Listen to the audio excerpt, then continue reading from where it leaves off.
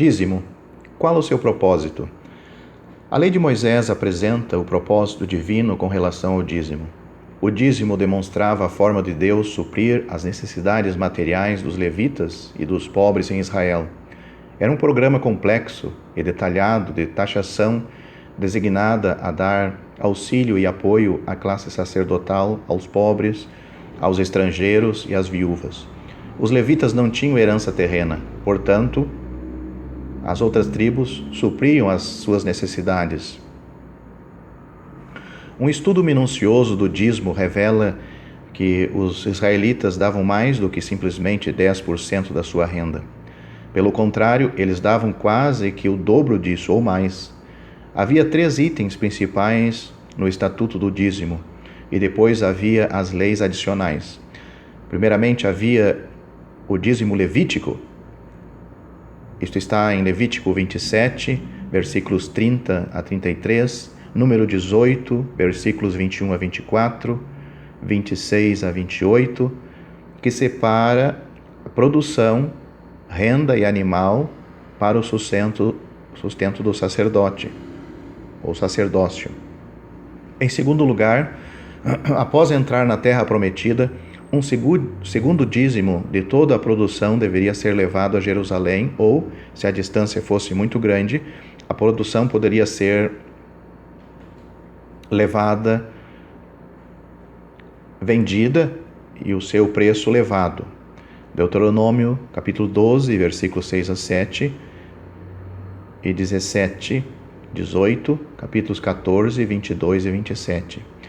Em terceiro lugar, a cada terceiro ano, chamado de o ano do dízimo, outros 10% da produção deveria ser posto de lado para os levitas, que moravam no campo, para os estrangeiros e para as viúvas.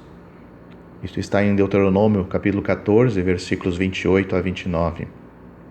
Além disto, quando também cegardes a cega da vossa terra, o canto do teu campo não cegarás totalmente, nem as espigas caídas colherás da tua cega. Semelhantemente, não rebiscarás a tua vinha, nem colherás os bagos caídos da tua vinha. Deixá-los-ás ao pobre e ao estrangeiro. Levítico capítulo 19, versículos 9 a 10. Os israelitas também pagavam uma taxa para o templo, de 1/3 parte de um ciclo, para o ministério da casa do nosso Deus, para os pães da proposição e para a contínua oferta de manjares e para o contínuo holocausto dos sábados e das luas novas.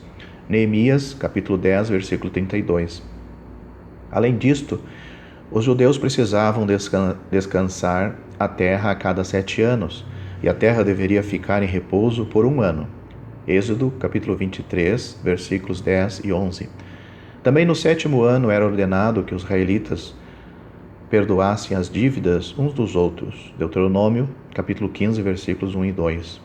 O total exigido para custear as estruturas religiosas e cívicas era de 25% a 30% da renda anual de um israelita. Os dízimos eram os impostos da teocracia israelita do Velho Testamento. Esse sistema de taxas foi instituído por Deus para o sustento do governo e dos que tinham necessidades naquela sociedade teocrática. Hoje, não existe uma sociedade teocrática, e em seu lugar temos os governos das nações que têm suas leis de impostos para suprir as estruturas governamentais e cívicas. Vamos analisar agora o Novo Testamento e o dízimo. O Novo Testamento fica em silêncio sobre o dízimo. A prática do dízimo não é ordenado pelo Senhor, nem por nenhum outro dos escritores do Novo Testamento. Este fato tem dado grande peso para a ideia de que o dízimo era ligado ao sistema mosaico e era a forma de sustentar os levitas, os pobres e os estrangeiros. Muitos estudiosos de renome têm, portanto, deduzido que o dízimo não é obrigação do cristão hoje. O silêncio dos escritores do Novo Testamento, especialmente Paulo, com relação à validade do dízimo nos dias de hoje, pode se explicar somente pelo fato que a dispensação da graça não tem lugar para a lei do dízimo, da mesma forma que não tem lugar para a lei da circuncisão. Entretanto, Deus deseja que nós ofertemos, e ofertemos graciosamente. As necessidades financeiras dos pobres, dos que servem a Cristo e das viúvas ainda deveriam ser nossa preocupação.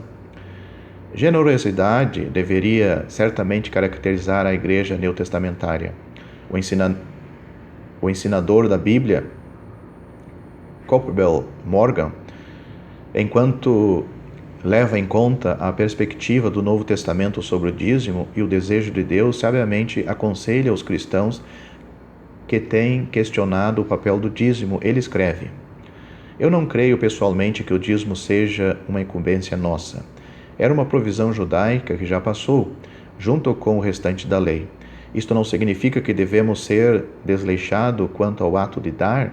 Por esta razão, eu nunca pude dizer às pessoas que se sentem dirigidas a dar o dízimo para não fazerem isto, mas sim que elas não devem se limitar a dar somente o dízimo.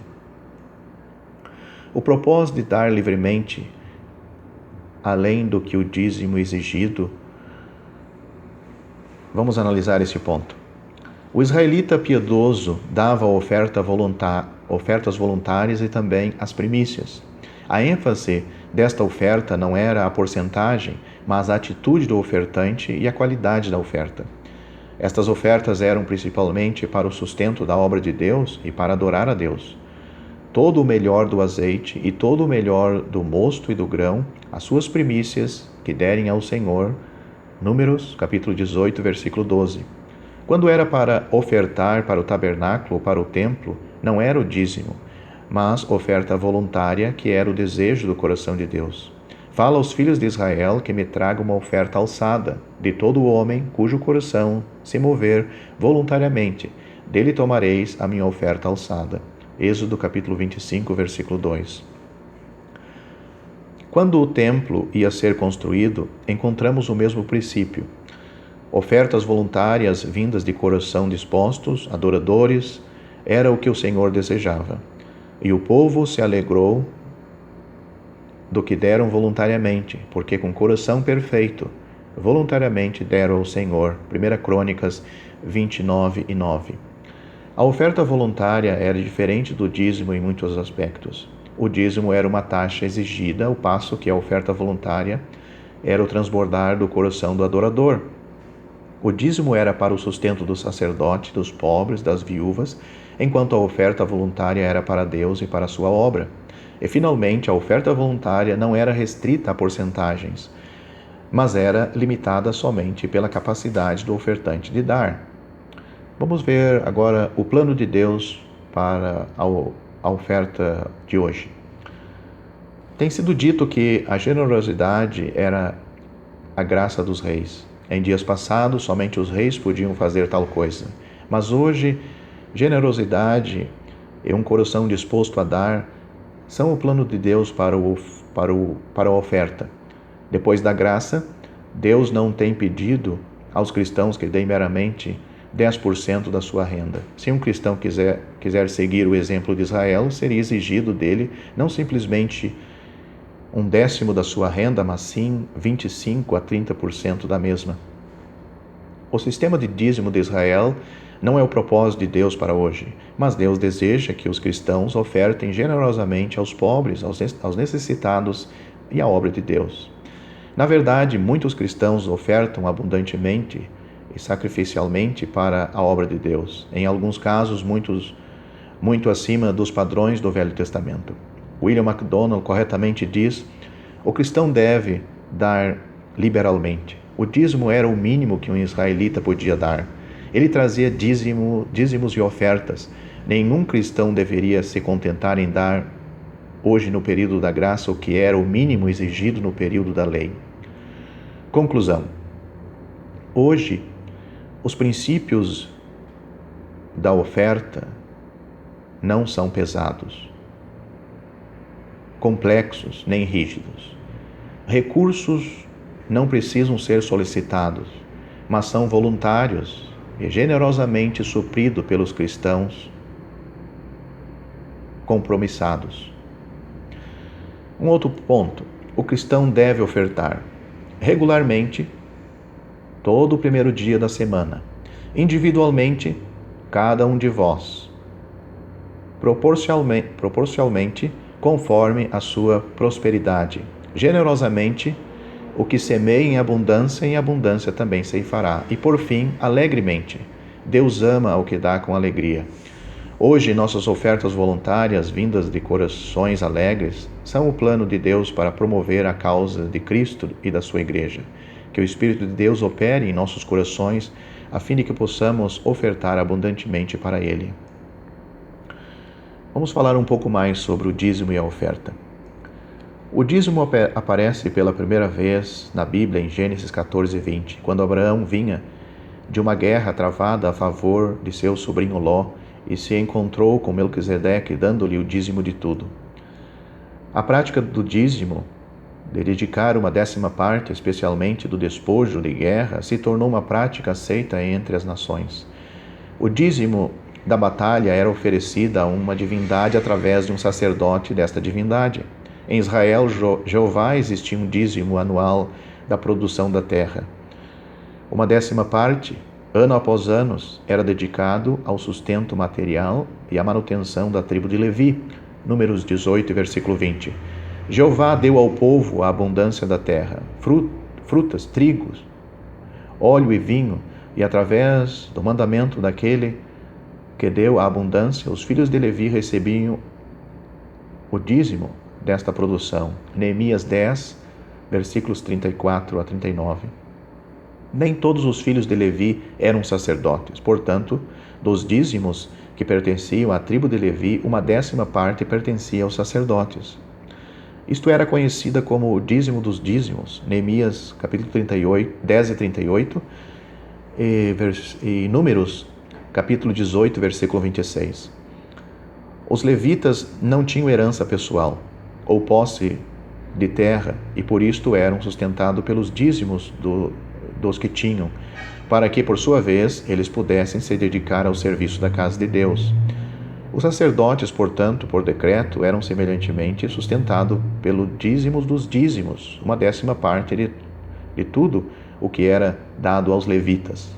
Em Hebreus 7, capítulo 7, versículo 5, o escritor está querendo mostrar que estes levitas, no sacerdócio, recebiam o dízimo de seus irmãos. Porém, era um acordo legal e ritualístico, era um mandamento. Não indicava de forma alguma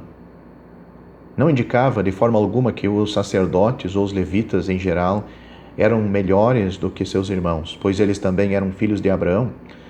Em Israel, os que pagavam o dízimo e os que recebiam o dízimo eram filhos do mesmo pai Abraão.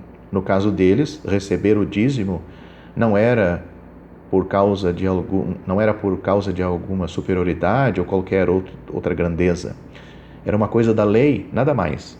Era o seu direito, somente por causa do mandamento. Mas quando passamos para a época da igreja, que nascera no dia de Pentecostes, em Atos capítulo 2, não vemos mais esta prática nas igrejas locais. Em Atos capítulo 15, vemos que houve uma reunião para decidir o que a lei e os crentes deviam observar, e ficou decidido que, na verdade, pareceu bem ao Espírito Santo e a nós não vos impor mais encargo algum, senão estas coisas necessárias, que vos abstenhais das coisas sacrificadas aos ídolos, e do sangue, e da carne sufocada, e da fornicação.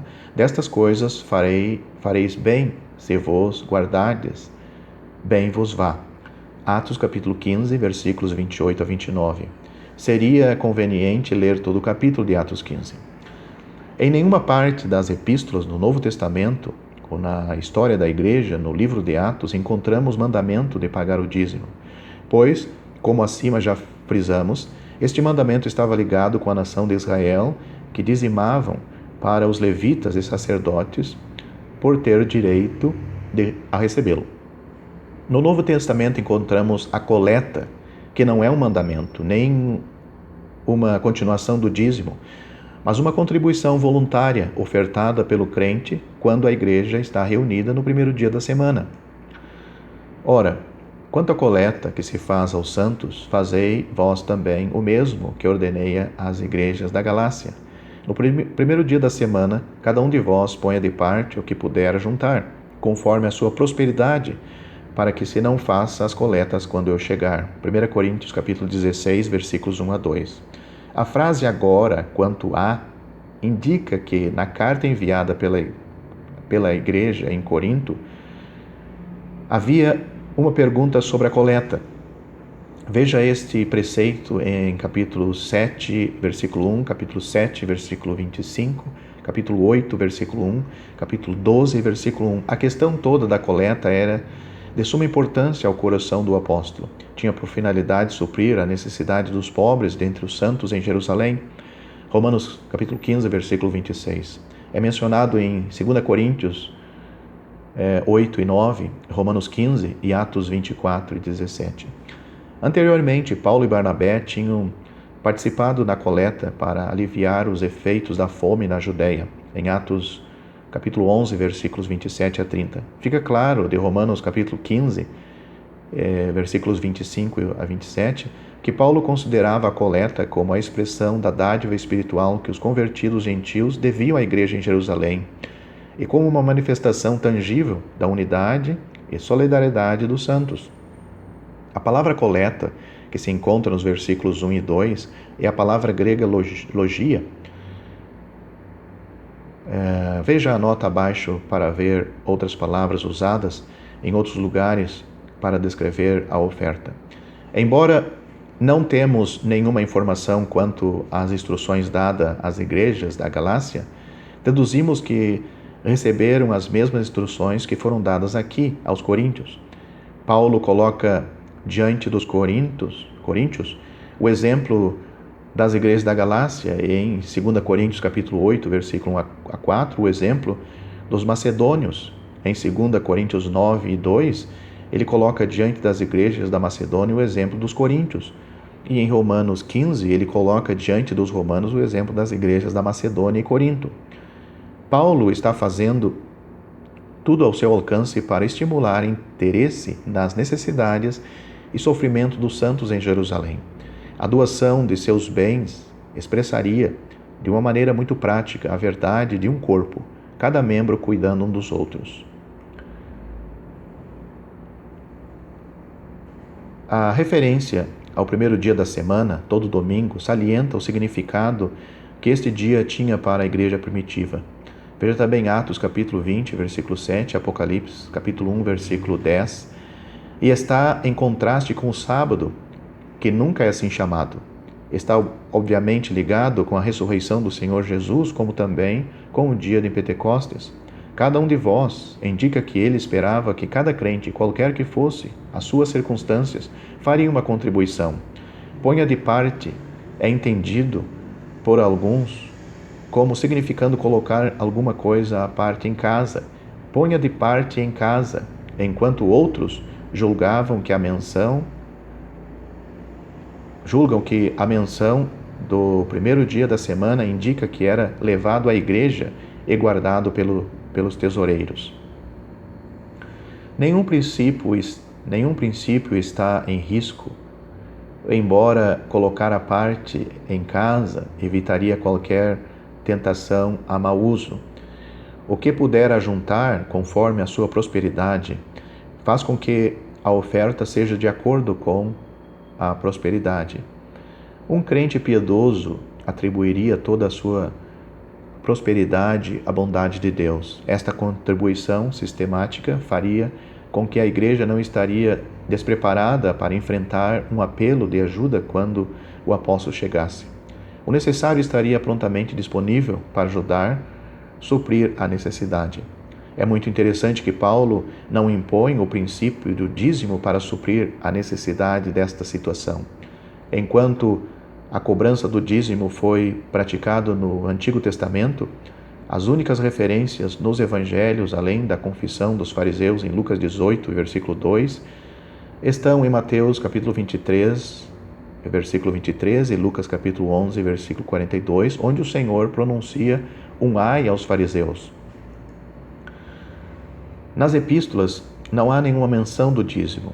mas contribuíam conforme a sua prosperidade ou segundo propôs o seu coração. 2 Coríntios 9:7. O fato de que se espera que demos proporcionalmente a nossa renda deve exercitar profundamente a nossa consciência. É dito com frequência que se 1/10 parte, o significado da palavra dízimo, era exigido debaixo da lei, então a oferta da graça deve exceder esta exigência. Deste versículo devemos compreender que nossa contribuição deve ser a. Regular no primeiro dia da semana. B. Individual, cada um de vós. C. Sistemática, ponha de parte. D. Proporcional, conforme a sua prosperidade.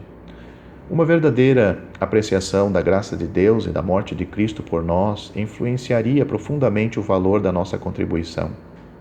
Seria difícil gastar mais em férias, em roupas e em passatempos do que se dar a Deus. Um senso da responsabilidade de mordomo também nos faria perceber que não é uma questão de dar do nosso dinheiro a Deus, mas sim de guardar o dinheiro dele para nós mesmos. Esta palavra coleta, logia, é apenas uma de muitas palavras usada para descrever a dádiva a ser enviada a Jerusalém. Foi uma coleta extra, adicional à voluntária. Dádiva, conforme está no versículo 3, é uma dádiva dada gratuitamente, um ato gracioso de benevolência, expressa a alegria e o prazer de dar. Comunicação. Essa palavra está em 2 Coríntios, capítulo 8, versículo 4, também traduzido dons em 2 Coríntios, capítulo 9 e versículo 13, e coleta em Romanos, capítulo 15, versículo 26. Esta palavra mostra a comunhão que a dádiva expressa, e assim significa compartilhar e repartir ativamente com outros. A palavra serviço, encontrado em 2 Coríntios 8 e 4, traduzido administração no capítulo 9 e 1, versículo 12, 13, destaca a ideia de uma forma de serviço prático que o cristão pode expressar. Sugere que os nossos recursos e meios podem alcançar lugares que nós não podemos alcançar. Abundância.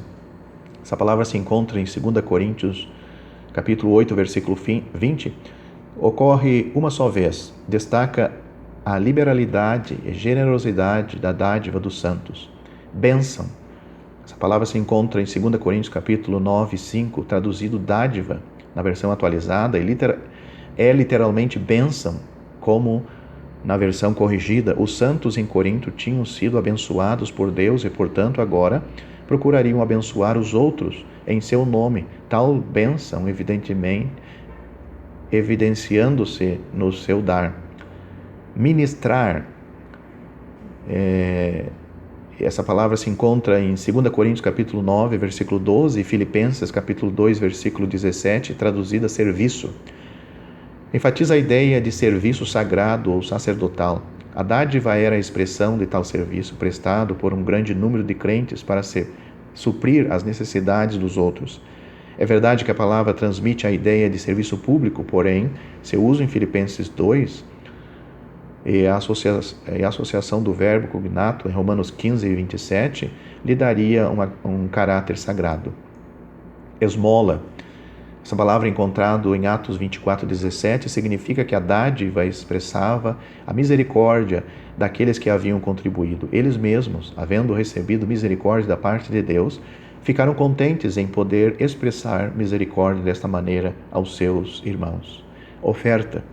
Essa palavra é encontrada em Atos, capítulo 24, versículo 17.